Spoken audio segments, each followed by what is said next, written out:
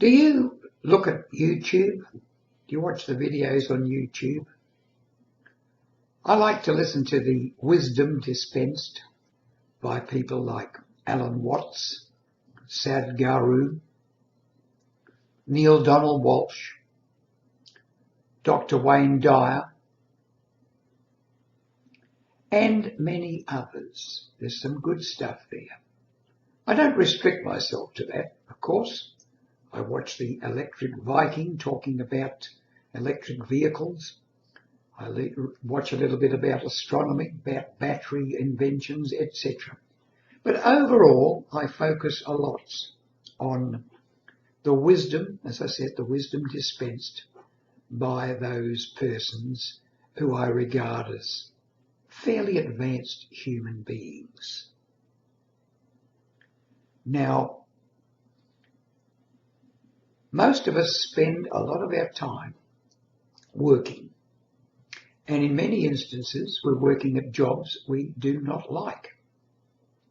People even run 2 jobs, even 3 jobs to make money so that they can pay their bills, so they can buy bigger things to get into further debt to earn more money to pay off those things, and so it goes on.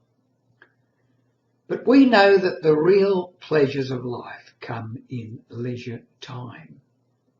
Leisure time. Leisure is for pleasure.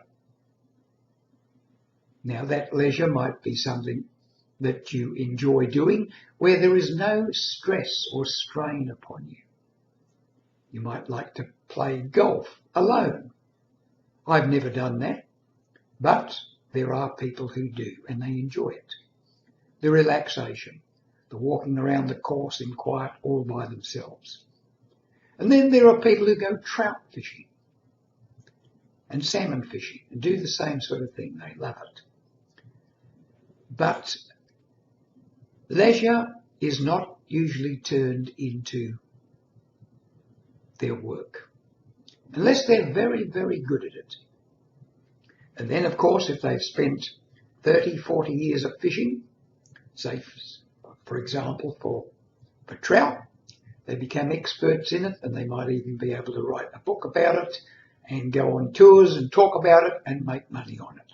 But most people do not do that.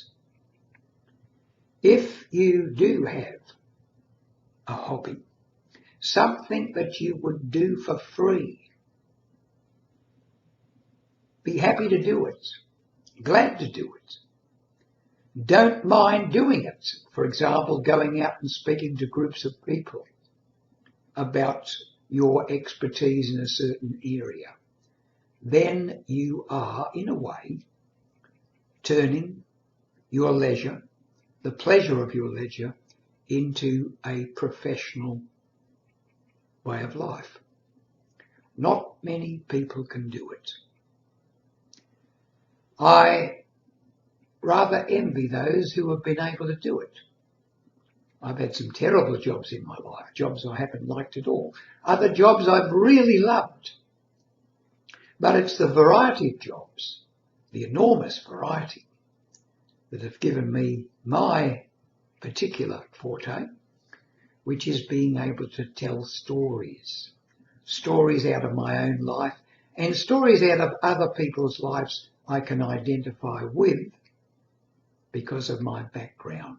So storytelling is both my leisure and my pleasure.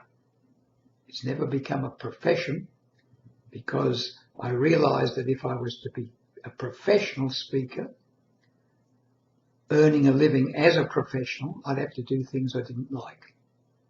For example, marketing. That's the big thing. Selling yourself. Then there's the travel, the inconvenience, catching aeroplanes, waiting at airport terminals, booking into motels and hotels, dining alone when everybody else is gone. A lonely life. I had a little bit of that just before I actually took retirement. It convinced me that I didn't want to become a professional public speaker. Before that, I had grandiose ideas. This was what I would become.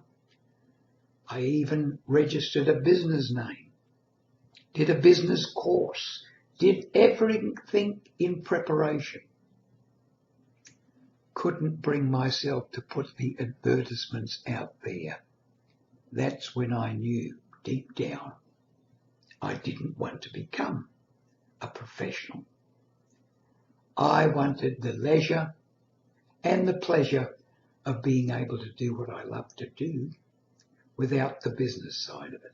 However, to get back, if you can find something that in your own life that you would do for free, gladly turn it into a business. Give yourself the leisure of pleasure in your professional life. You'll spend an awful lot of time at it.